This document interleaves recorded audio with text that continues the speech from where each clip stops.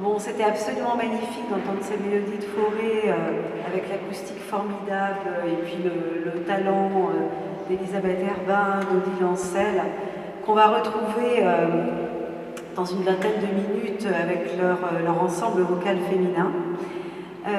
Pour l'instant, on va écouter Jean-Michel Bollinger, accompagné de nouveau par Éric Bono et Catherine Boulogne, avec piano, violon alto, truc et machin, puisque ça s'appelle bien comme ça. Et il va nous lire une partie de son recueil. Pénombre, lampes et lumières.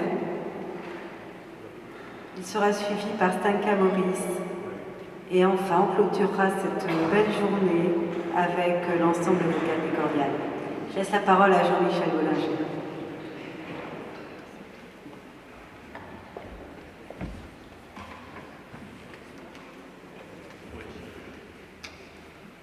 Je parle bien près du micro. D'accord. Bonsoir. Alors j'ai commis aux éditions du Passavant un recueil qui s'intitule Pénombre, lampes et lumières. Et je vais vous lire une douzaine de textes qui vont suivre le recueil pour aller de la pénombre, donc une certaine tristesse, à la lumière, la plus grande joie, puisque ce sera celle des enfants qui ne songent qu'à s'amuser.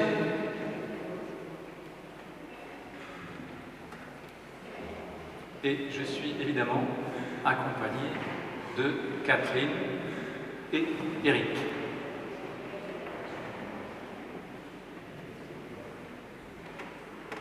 J'ai embrassé tant de fronts froids et ridés que mes lèvres presque bleues ont absorbé quelques chapitres des ombres qui précèdent leur départ. Pour n'y pas songer toujours, j'enveloppe tendrement son visage amant de mes mains tièdes.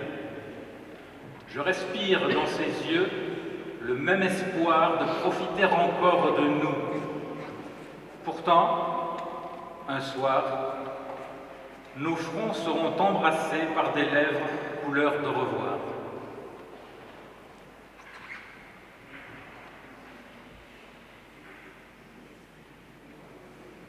Geste depuis la pièce d'à côté.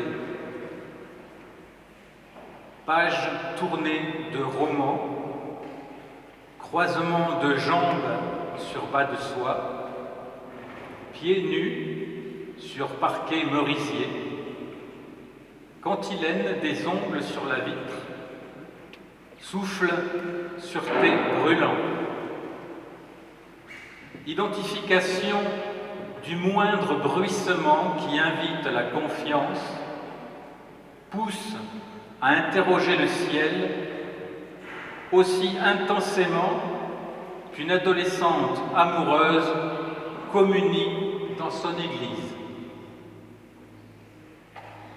Le silence d'après sa vie m'enveloppe de ces gestes absents que recèlent les murs, me relie aux lambourdes qui parfois gémissent sous ses faux pas, colibris immobiles. Son sourire, fier vaisseau viking, jette l'encre dans le deuil de mes nuits.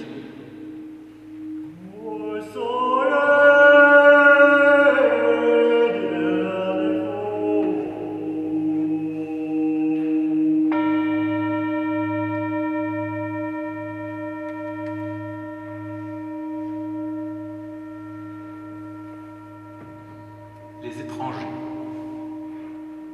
Les liens pourrissent depuis des années. Vieux filets de chalut enfouis dans le sable et la vase. Mailles entremêlées alourdies de secrets. Secrets que le jeune veut ignorer, dans lequel le plus âgé a cessé de se débattre. Une petite table de cuisine les sépare. Leurs mains pourraient se toucher en prenant le couteau à pain. Mais les yeux brillants du visage juvénile caracolent comme un cheval au galop. quand le regard profond cerné de jours anciens s'agrège aux souvenirs piqués d'acacia moussu. Seuls les couverts bavardent, seules les mâchoires murmurent, et les yeux de l'un brillent toujours, et le regard profond de l'autre, penché sur son assiette, n'ose se relever, n'appréhendant que trop l'éloignement insensé qui le rend étranger à son propre fils.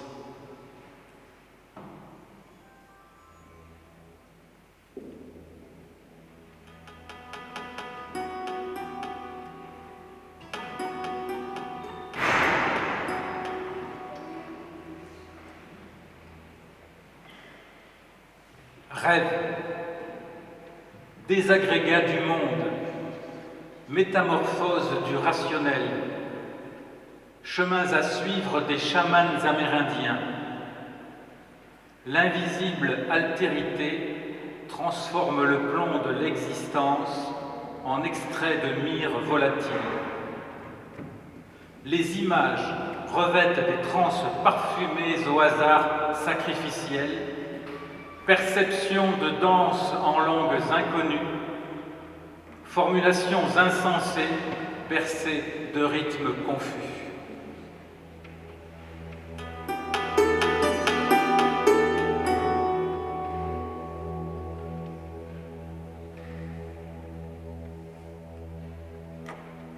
Le grenier,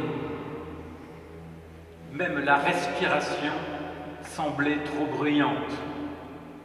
Entre une pendule comtoise dont le balancier ne se balançait plus et des chaises paillées entassées, utiles aux seules toiles d'araignée, j'étais recroquevillé derrière une malle de bois dont la poussière récente avait recouvert un cœur, œuvre d'un index malhabile tracé dans la poussière ancienne. Personne n'aurait pu m'imposer cette punition d'immobilité. Les heures n'existaient plus. Je me cachais. Le jeu de l'enfant est plus sérieux que la plus sévère correction.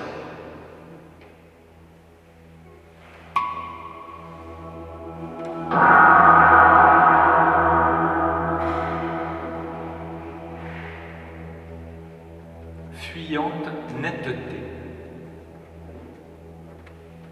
Lors d'instants fugaces, tout se cale dans l'esprit.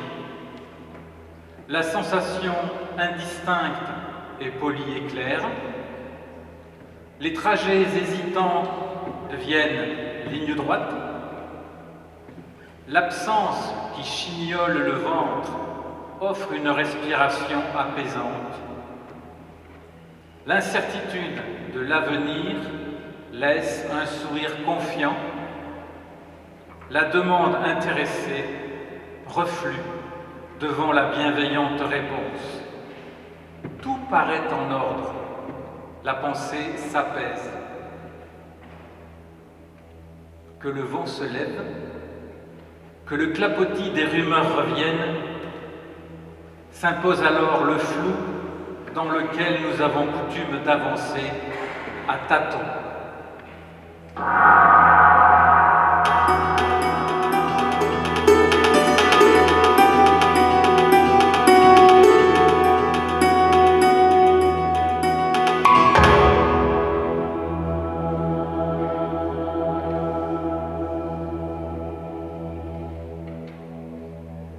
Deux cartons à chapeau, une vieille valise en cuir avec des serrures qui ont perdu leurs clés et une caisse de Romanée Conti 1945, vidée de ses bouteilles, renferment des vies que je n'ai pas connues. Elles ont façonné ma voix, la couleur de mes yeux, jusqu'à, il est doux d'y croire, certaines de mes pensées. Des centaines de photographies sépia, miroirs de mon sourire, se font cartomancéennes des lignes de ma main.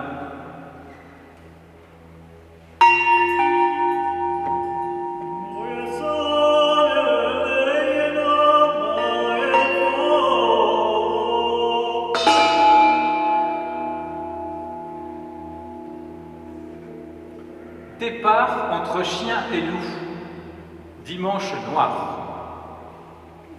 Après un jeudi trèfle, sourire au vendredi harlequin, bonimenteur enflammé. Dîner aux chandelles, battement de ciel turquoise, regard mordoré, échange de braise. Subterfuge bleu du samedi, blême dispersion dominicale. Chambre terne, pensée livide sous l'oreiller blanc, encore parfumé d'habits rouges.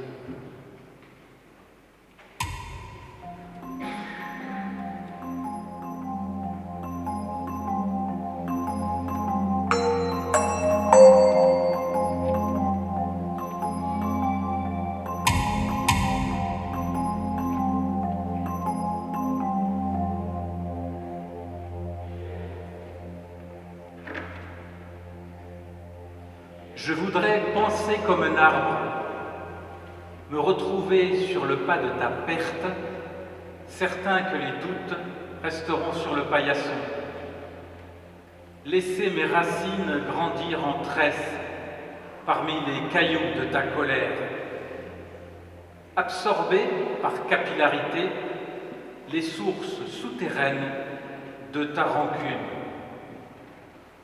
Alors, grandiront les chaînes par les nutriments de ce qui reste pour tout recommencer sur le pas de ta porte.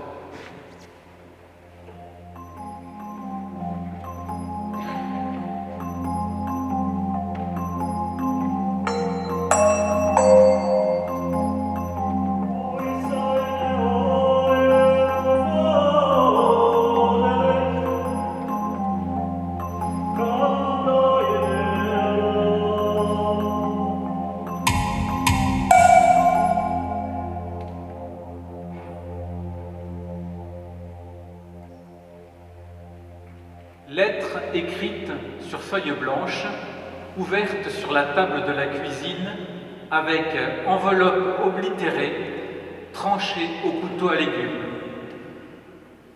La voix revient à la mémoire. Les mots deviennent des notes composées sur les portées du souvenir. La mésange effrontée vient aux nouvelles. Fière crieuse publique, elle répercute l'émotion du lointain. Anecdote récente, bouquet de sentiments offerts, deuils annoncés. Chaque cantique mêle l'événement aux épluchures en attente sur quelques feuilles de journal froissé. Chaque lecture rend plus clair le phrasé de l'ami qui prit le temps. Plus proche est la personne, plus puissante est la symphonie.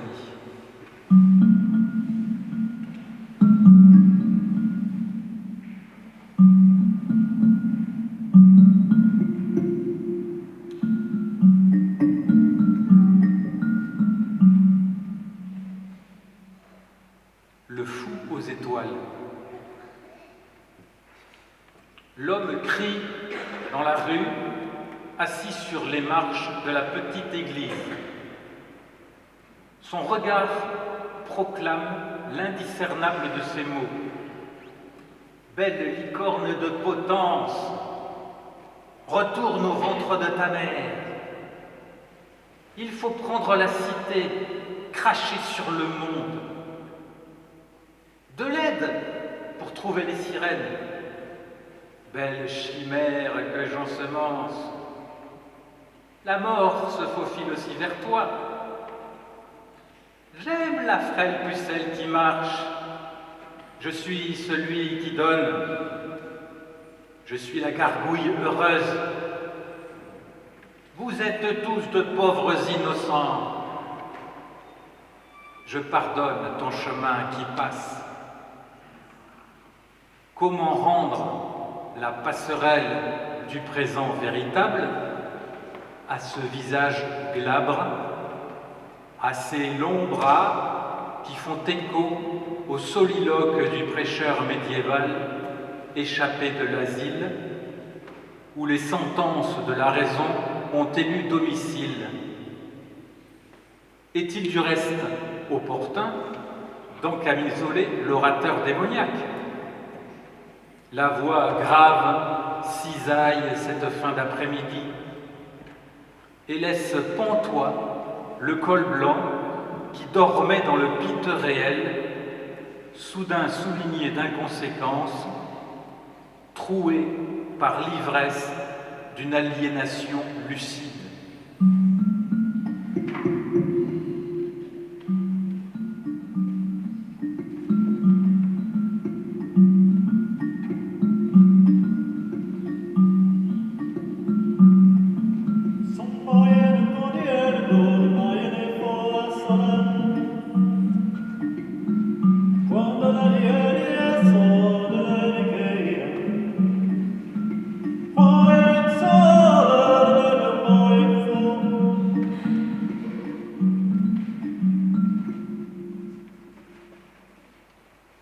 Insouciance. Il ne pense à rien, ou simplement à courir, pour fuir l'ogre derrière lui, ou dépasser la petite et la grande aiguille qui n'arrête jamais de compter dans la pendule incorruptible rivée sur le buffet du salon.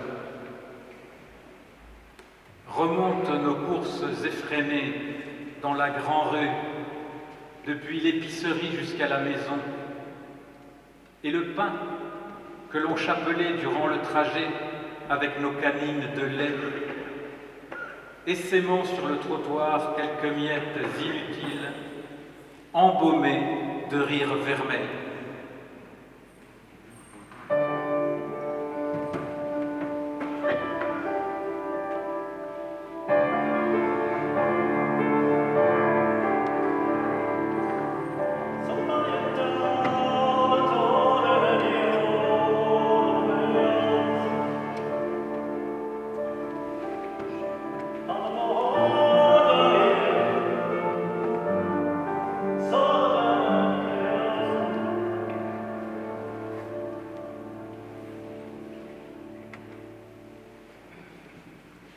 Il passe le jour dehors, élevant dans la forêt des cabanes de princes, se laissant tomber dans la rivière depuis le vieux pneu accroché à la corde, accroché à la branche. Ils parlent avec des mots qui n'existent plus passé un certain âge et font de leur langage la silhouette des adultes à venir.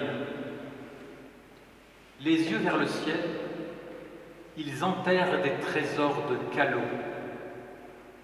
tracent sur le sable étoiles et nuages, prénoms emplis de futurs singuliers. Au soir, anges des hommes nus, ils reviennent vers la maison, passent en farfadet devant de grandes personnes fourbues qui les côtoient comme des étrangers. Leurs tignasses en bataille et les soleils dans leurs yeux fondent sur le goûter.